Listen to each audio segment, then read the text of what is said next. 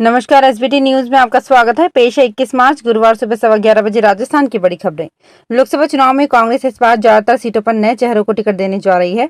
केंद्रीय चुनाव समिति की बैठक में 8 सीटों पर उम्मीदवार फाइनल कर दिए गए हैं। 3 सीटों पर फैसला गठबंधन कमेटी पर छोड़ा है। 4 सीटें होल्ड पर रखी गई है। 8 सीटों पर अब उम्मीदवारों की कभी भी घोषणा हो सकती है। सीईसी की बैठक में राजस्थान के उम्मीदवारों पर फाइनल चर्चा हो चुकी है। अब सीईसी की बैठक नहीं होगी।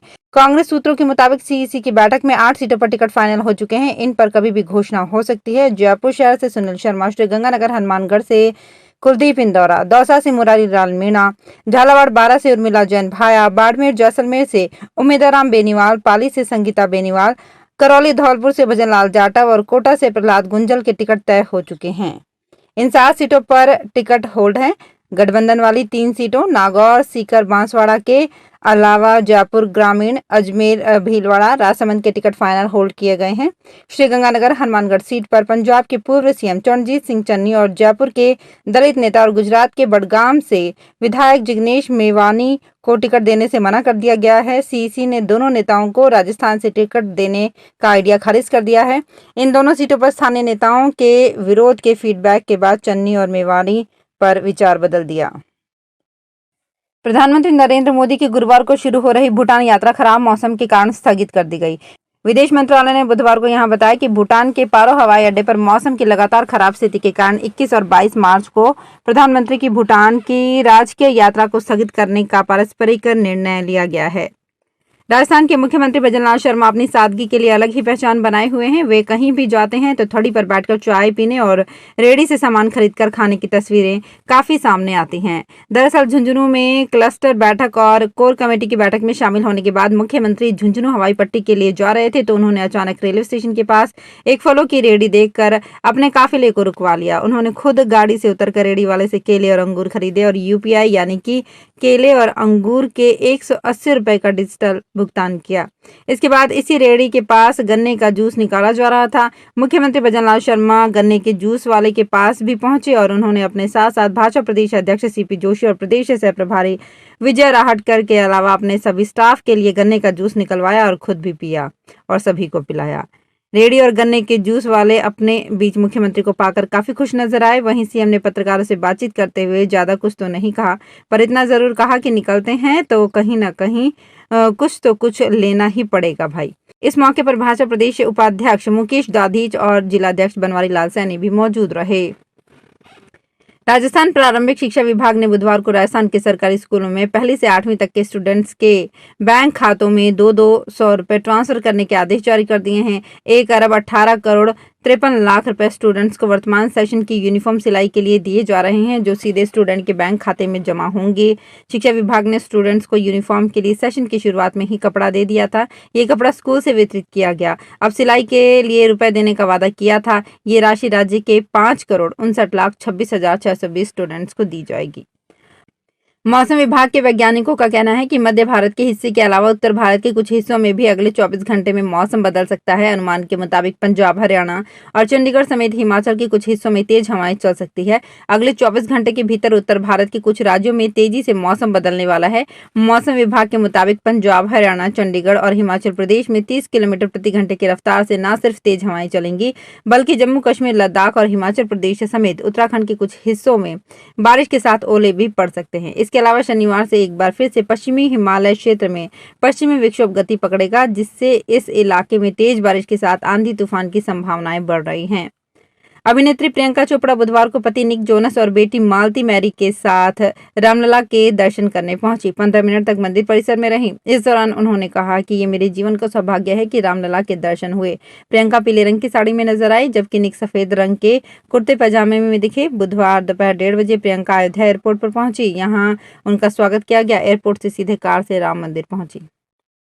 चुनावों के समय अमूमन प्रत्याशी खुद अपने निर्वाचन क्षेत्र में चुनावी कार्यालय खोलते हैं। वहां से उनकी चुनाव प्रबंधन टीम चुनावी कामकाज का संचालन करती है। लेकिन इस बार बीजेपी ने बेशक अभी तक राजस्थान की 25 लोकसभा सीटों पर प्रत्याशियों की घोषणा नहीं की हो, लेकिन सभी लोकसभा सीटों पर चुनावी कार्यालय खोलकर प्रदेश के नेताओं को साफ संदेश दे दिया गया है कि चुनाव में प्रत्याशी जो भी हो, चेहरा कमल का फूल ही होगा। बीजेपी ने प्रदेश की सभी लोकसभा सीटों पर चुनावी कार्यालय खोलकर चुनाव प्रबंधन टीम गठित कर दी है। राजस्थान में लोकसभा आम चुनाव 2024 के मद्देनजर आदर्श आचार संहिता लागू होने के बाद रिकॉर्ड 76 करोड़ रुपए से ज्यादा का ड्रग्स, शराब, कीमती धातुएं, फ्री बीज एवं नकदी पकड़ी है।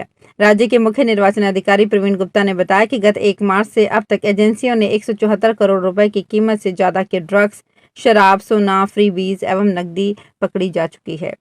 राजस्थान विधानसभा अध्यक्ष वासुदेव देवनानी ने संस्कृति एवं पर्यावरण की रक्षा एवं समाज में भाईचारा बढ़ाने का आह्वान किया। उन्होंने कहा कि भारत की बौद्धिकता पूरी दुनिया स्वीकार कर रही है और वो आज ऊंचाइयों को छू रहा है तथा विश्व में हर जगह भारतीयों का बोलबाला है। देवनानी बुधवार को यहां जैन विश्व भारती विश्वविद्यालय के 34वें स्थापना दिवस समारोह में मुख्य अतिथि के रूप में बोल रहे थे। उन्होंने कहा कि अकेले इंग्लैंड में 80% डॉक्टर भारतीय हैं। चुनाव आयोग ने केंद्र और राज्य सरकारों तथा केंद्र शासित क्षेत्रों को लोकसभा और 4 राज्यों में विधानसभा चुनाव के संदर्भ में लागू आदर्श आचार संहिता का कड़ाई से अनुपालन कराने के निर्देश देते हुए सार्वजनिक स्थानों से अनाधिकृत राजनीतिक विज्ञापनों और पोस्टर्स को आदि को हटाने के निर्देश दिए हैं और आज गुरुवार शाम 5 बजे तक आयोग को अनुपालन रिपोर्ट भेजी जाएगी। आयोग ने कहा कि उसे राष्ट्रीय स्तर पर विभिन्न जगहों से शिकायतें मिल रही हैं कि कई स्थानों पर अभी भी अनाधिकृत राजनीतिक विज्ञापन प्रदर्शित किए जा रहे हैं।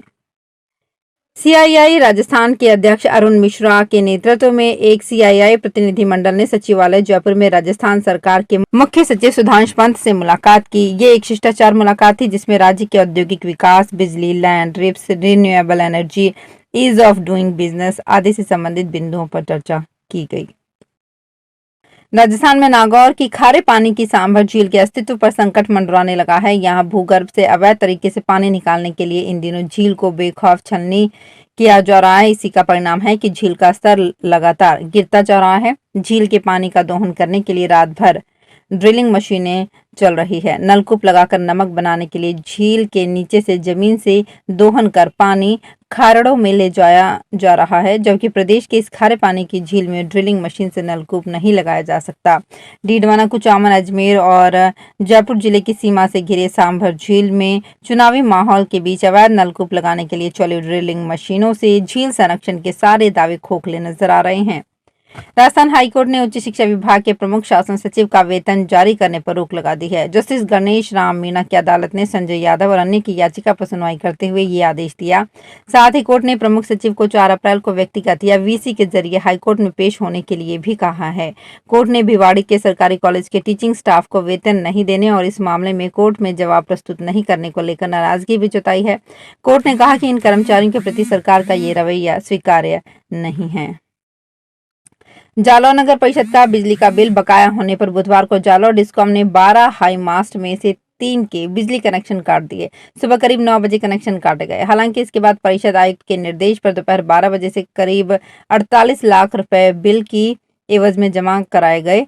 हालांकि इसके बाद परिषद आयुक्त के निर्देश पर दोपहर 12 बजे के करीब 48 लाख रुपए बिल के एवज में जमा कराए गए। इसके बाद महज 4 घंटों के भीतर काटे गए कनेक्शन फिर से जोड़ दिए गए। भरतपुर के ट्रैफिक चौराहे स्थित मुख्यमंत्री जन सुनवाई केंद्र के सामने छात्रों का धरना छठे दिन भी जारी रहा।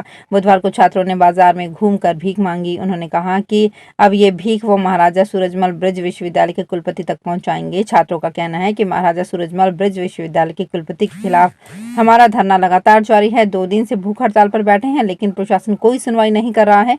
कुलपति रमेश चंद्र तानाशाही कर रहे हैं। उन्होंने यूनिवर्सिटी में भ्रष्टाचार को पनपाया है, जिसका खुलासा करने के लिए हम प्रदर्शन कर रहे हैं।